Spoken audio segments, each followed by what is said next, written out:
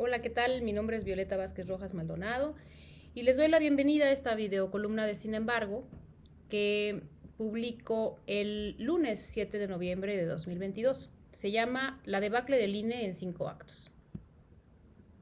Según la encuesta nacional de calidad e impacto gubernamental que publicó el INEGI en mayo de 2022, los mexicanos consideran que la institución más confiable es su familia y la que menos confianza les despiertan son los partidos políticos. 86.7% de los mexicanos mayores de 18 años consideran a sus familiares como altamente confiables, mientras que solo 27.9% consideran que los partidos políticos lo son. La confianza en los institutos electorales, de los cuales el más conspicuo es el INE, está por la mitad del espectro. El 53.1% de los mexicanos los consideran confiables. El 1 de noviembre de 2022, el diario Reforma publicó los resultados de una encuesta basada en una pregunta tendenciosa. Según el diario, solo el 13% de los mexicanos está de acuerdo con que el INE desaparezca. El problema es que la desaparición del INE no ha sido planteada ni puesta sobre la mesa de discusión en ningún momento. Lo que se está debatiendo desde abril es una reforma política bastante más completa, compleja y menos grotesca que esa caricatura con la que se le representa con afán de desacreditarla antes de siquiera ponderar sus ventajas o defectos. El mismo 1 de noviembre, el diario El País dio a conocer una encuesta realizada por el propio INE, pero casualmente no difundida por el instituto, en la que figuraban los siguientes resultados. 1. 93% de los ciudadanos están a favor o muy a favor de que se reduzca el financiamiento a los partidos políticos. 2. El 74% declaró estar a favor o muy a favor de que se reduzca el presupuesto del INE.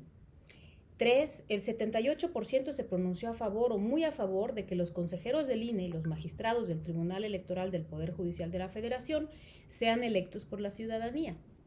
Y 4. El 52% declaró estar a favor o muy a favor de que el INE sea sustituido por el INEC, el Instituto Nacional de Elecciones y Consultas, propuesto en iniciativa de reforma político-electoral enviada por el presidente López Obrador. Más allá de la discusión que se suscitó acerca de un supuesto ocultamiento de estos resultados, el INE se defiende de la acusación alegando que la encuesta es de uso interno y estaba publicada en su portal de transparencia. Paradójicamente, lo interesante de las cifras es que no sorprenden a nadie y parecen confirmar el ambiente generalizado de desconfianza que el instituto, con ayuda de sus consejeros, se ha empeñado en ganar tan solo en este sexenio. Sin ir más lejos y sin mencionar siquiera el ominoso papel que cumplió el predecesor del INE, es decir, el IFE, en las elecciones de 2012 y 2006, una rápida visita a la memoria reciente nos recuerda 5 momentos coyunturales que explican cómo se ha apuntalado la desconfianza en el instituto solo en los últimos 4 años. El primero es la negativa a acatar las medidas de austeridad republicana. La Constitución mexicana en su artículo 127 establece que ningún servidor público puede ganar más que el presidente. Pero algunos organismos autónomos, entre ellos el INE, obtuvieron suspensiones temporales para mantener sus sueldos intocados. López Obrador tiene un salario neto de 136,700 pesos al mes, según el reporte de Profeco del 25 de julio de este año. En ese mismo reporte se informa que el presidente del Tribunal Electoral del Poder Judicial de la Federación gana más de 286,000 pesos y el consejero presidente del INE, Lorenzo Córdoba, tiene un sueldo de 240,500 pesos. Otros servidores de diferentes organismos autónomos también se han amparado para conservar sus altos salarios, pero el que lo haga el árbitro electoral es mucho más grave. Su renuencia se lee como desacato a la ley y como rebeldía ante una de las medidas más centrales del proyecto gobernante. Esto coloca al árbitro en una posición innecesariamente antagónica y con ello se socava la imparcialidad que requiere mostrar una institución de su naturaleza. El segundo momento de choque surgió en 2020, con la organización de la consulta popular que se difundió como de juicio a expresidentes. La reforma política del 2014 contemplaba la figura de consulta popular vinculante, pero no se había organizado ninguna hasta entonces. López Obrador propuso que para dirimir el asunto de si los expresidentes debían enfrentar un juicio penal por los presuntos ilícitos que hayan cometido, se echara mano de la figura constitucional de la consulta. Por ley, el INE tiene a su cargo la organización y promoción de este ejercicio, pero alegando recortes presupuestales, solo instalaron la tercera parte de las mesas receptoras de una elección regular. La consulta enfrentó, por un lado, el embate de los medios corporativos y sus comentaristas, que la tildaban de circo y desperdicio de recursos, y por otro, una promoción exigua.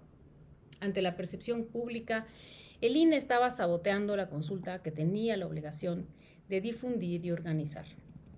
El tercer incidente sucedió en enero de 2022. En medio de las disputas sobre los recortes al presupuesto del INE, el presidente López Obrador mostró una tabla comparativa de los fondos con los que cuentan 14 órganos electorales de América Latina.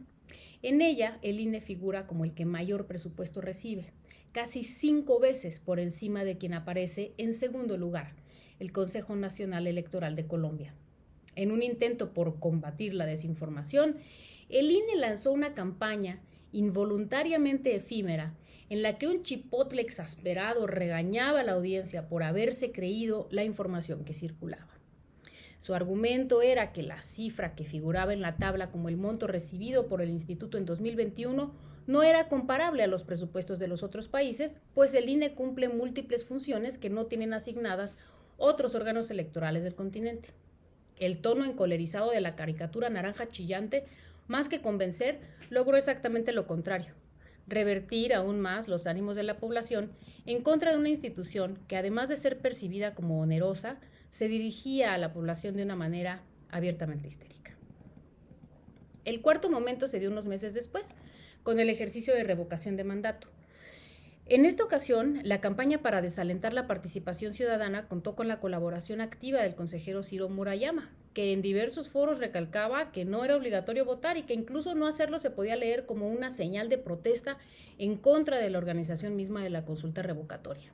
Nuevamente, la falta de promoción, o abiertamente la promoción en contra de la consulta, mostraron al INE como una institución que cumplía su obligación a regañadientes, que proyectaba hacia la opinión pública esa actitud condensada en la famosa línea de Bartleby en aquel cuento de Herman Melville: preferiría no hacerlo. Por último, no podemos olvidar las escandalosas e incomprensibles resoluciones del Tribunal Electoral en contra de la senadora Antares Vázquez, a quien se amagó con retirarle los derechos políticos por haber incurrido, según 2 magistrados de la Sala Regional Especial, en violencia política de género. Del mismo modo, se trató de sancionar a la diputada Andrea Chávez por un tuit. También se emitieron citatorios en contra de activistas, periodistas y usuarios de redes sociales por haber promovido la consulta popular de 2021, alegando que hacerlo era facultad exclusiva del INE. Todas estas denuncias y sentencias finalmente fueron desechadas, pero en lo que eso sucedió, se sembró un clima de amedrentamiento y acoso en contra de las personas que el INE considera adversarios por expresar libremente sus opiniones. En estos 5 momentos que enlisto, el INE fue consolidando una postura de actor político y no de árbitro de las contiendas electorales. Es perfectamente entendible que, siendo además un actor adverso al proyecto gobernante, se haya echado encima la antipatía de la mayoría que simpatiza con el gobierno.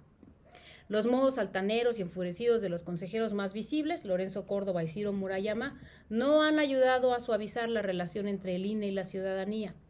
Siendo todo esto así, no es sorprendente que la idea de una reforma que limite los caprichos de agentes individuales y fortalezca la institucionalidad de un órgano que, por sobre todas las cosas, debe ser imparcial y confiable, sea vista con buenos ojos por un alto porcentaje de esa misma ciudadanía que el INE, a pesar de sus campañas mediáticas, no es capaz de representar. Muchísimas gracias.